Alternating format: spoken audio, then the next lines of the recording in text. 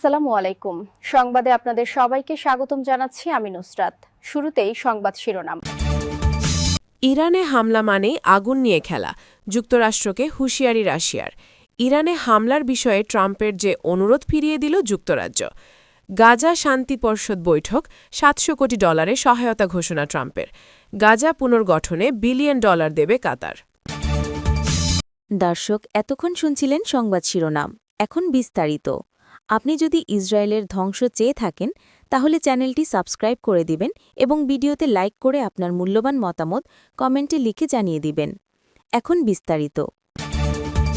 ইরানের পারমাণবিক স্থাপনায় যে কোনো ধরনের মার্কিন হামলাকে আগুন নিয়ে খেলা হিসেবে হুঁশিয়ারি দিয়েছেন রাশিয়ার পররাষ্ট্রমন্ত্রী সের্গেই ল্যাভরভ।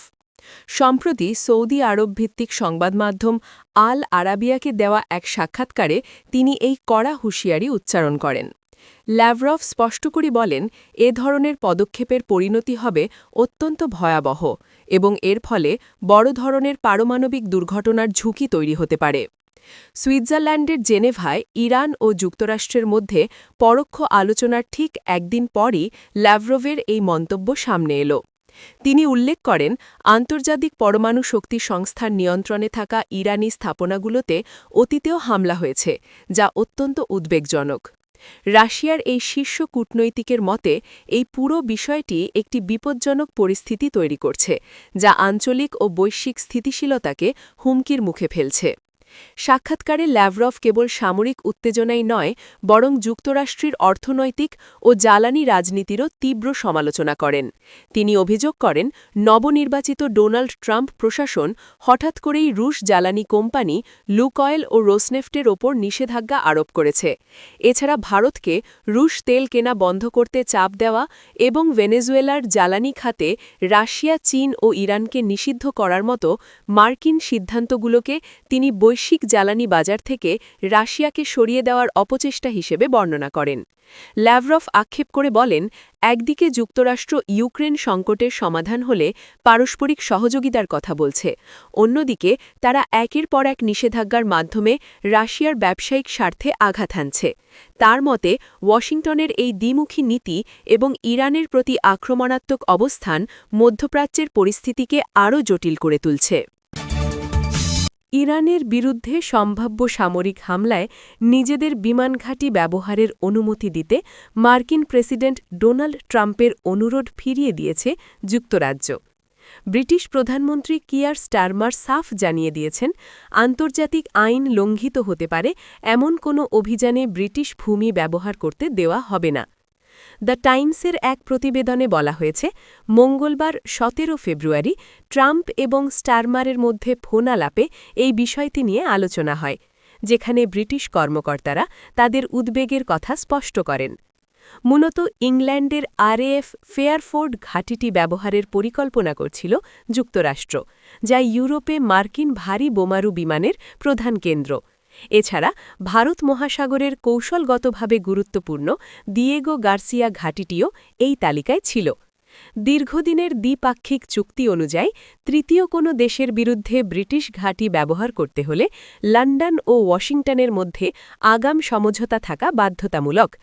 কিন্তু ইরানের ওপর সম্ভাব্য হামলাকে প্রিএমটিভ বা আগাম আক্রমণ হিসেবে বিবেচনা করে ব্রিটেন এই অনুমতি দিতে অস্বীকৃতি জানিয়েছে। এই সিদ্ধান্তের কড়া প্রতিক্রিয়া জানিয়েছেন ডোনাল্ড ট্রাম্প। নিজের সোশ্যাল মিডিয়া প্ল্যাটফর্ম ট্রুথ সোশ্যালে তিনি লিখেছেন, ইরান যদি কোনো চুক্তিতে না আসে তবে সম্ভাব্য হামলা ঠেকাতে এই ঘাঁটিগুলো ব্যবহার করা প্রয়োজন হতে পারে। তিনি ব্রিটেনকে ওকিজম বা অতি উদারপন্থী ধারণা ত্যাগ করে শক্ত অবস্থানে থাকার পরামর্শ দিয়েছেন। এমনকি এই উত্তেজনার রেশ ধরে ট্রাম্প ব্রিটিশ সরকারের চাগোস দ্বীপপুঞ্জ মরিসাসের কাছে হস্তান্তরের সিদ্ধান্তের ওপর থেকেও মার্কিন সমর্থন তুলে নিয়েছেন। ট্রাম্পের ঘনিষ্ঠ মিত্র সিনেটর লিন্ডসে গ্রাহামও ব্রিটেনের এই অবস্থানের সমালোচনা করেছেন। তিনি সামাজিক যোগাযোগ মাধ্যমে লিখেছেন, ইতিহাসের এই সন্ধিক্ষণে ব্রিটেনের দূরে সরে থাকাটা তাদের ভুল পক্ষ বেছে নেওয়ারই নামান্তর।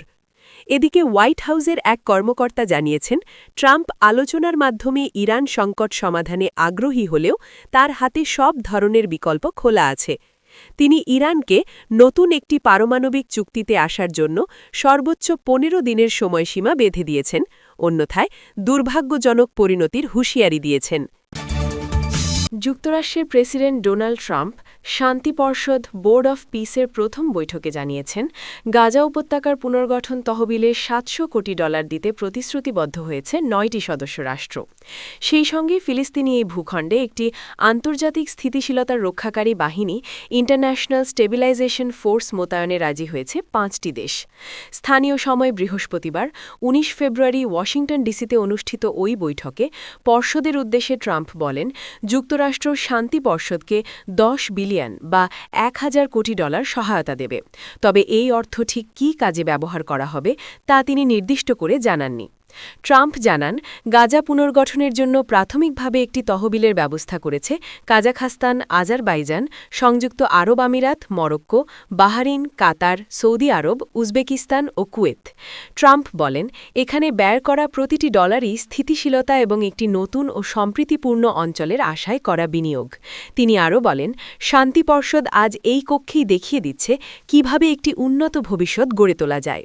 প্রতিশ্রুত এই তহবিল তাৎপর্যপূর্ণ হলেও তা প্রয়োজনের তুলনায় খুবই সামান্য, কারণ 2 বছরের বেশি সময় ধরে ইসরায়েলে চালানো গণহত্যামূলক যুদ্ধে ধ্বংসস্তূপে পরিণত হওয়া ফিলিস্তিনি ভূখণ্ড গাজা পুনর্গঠনে আনুমানিক $7,000 কোটি প্রয়োজন হবে। গাজা পুনর্গঠনের লক্ষ্যে মার্কিন প্রেসিডেন্ট ডোনাল্ড ট্রাম্পের গঠিত শান্তি পর্ষদে $1 বিলিয়ন অনুদান দেবে কাতার। যুক্তরাষ্ট্রের ওয়াশিংটনে অবস্থিত ইউনাইটেড স্টেটস ইনস্টিটিউট অফ পিসে অনুষ্ঠিত পর্ষদের প্রথম বৈঠকে এ ঘোষণা দেন কাতারের প্রধানমন্ত্রী ও পররাষ্ট্রমন্ত্রী শেখ মোহাম্মদ বিন আব্দুর রহমান বিন জাসিম আল থানি। খবর আল জাজিরার। বৈঠকে তিনি শান্তি প্রতিষ্ঠা ও মধ্যস্থতার ক্ষেত্রে কাতারের দীর্ঘদিনের অঙ্গীকার পুনর্ব্যক্ত করেন। তিনি বলেন, মার্কিন প্রেসিডেন্ট ডোনাল্ড ট্রাম্পের নেতৃত্বে গঠিত এ পর্ষদ 20 দফা পরিকল্পনা দ্রুত ও পূর্ণাঙ্গভাবে বাস্তবায়নে কাজ করবে।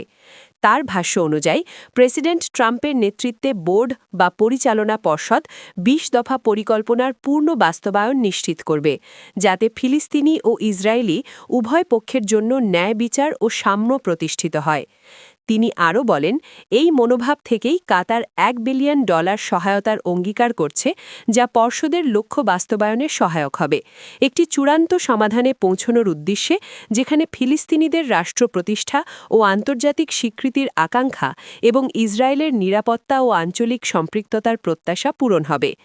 উল্লেখ্য, চলতি বছরের 10 জানুয়ারি ট্রাম্প গাজায় যুদ্ধ বন্ধে উদ্যোগের অংশ হিসেবে শান্তি পর্ষদ গঠনের ঘোষণা দেন। পরবর্তীতে জাতিসংঘের নিরাপত্তা পর্ষদের রেজলিউশন 2803-এর মাধ্যমে যুদ্ধ পরবর্তী ব্যবস্থাপনা কাঠামো অনুমোদন করে। শান্তি পর্ষদের দায়িত্বের মধ্যে রয়েছে গাজায় অন্তর্কালীন পর্যায়ে তদারকি, পুনর্গঠন ও আন্তর্জাতিক সহায়তা সমন্বয়, আর্থিক সহায়তা প্রদান, রূপান্তরকালীন নিরাপত্তা ব্যবস্থা সহজতর করা, আন্তর্জাতিক স্থিতিশীলতা বাহিনী মোতায়েনে সহায়তা এবং আঞ্চলিক শান্তি প্রতিষ্ঠায় বৃহত্তর রাজনৈতিক প্রক্রিয়া এগিয়ে নেওয়া। আপনি যদি আমাদের চ্যানেলে নতুন হয়ে থাকেন, তাহলে চ্যানেলটি সাবস্ক্রাইব করে দিন।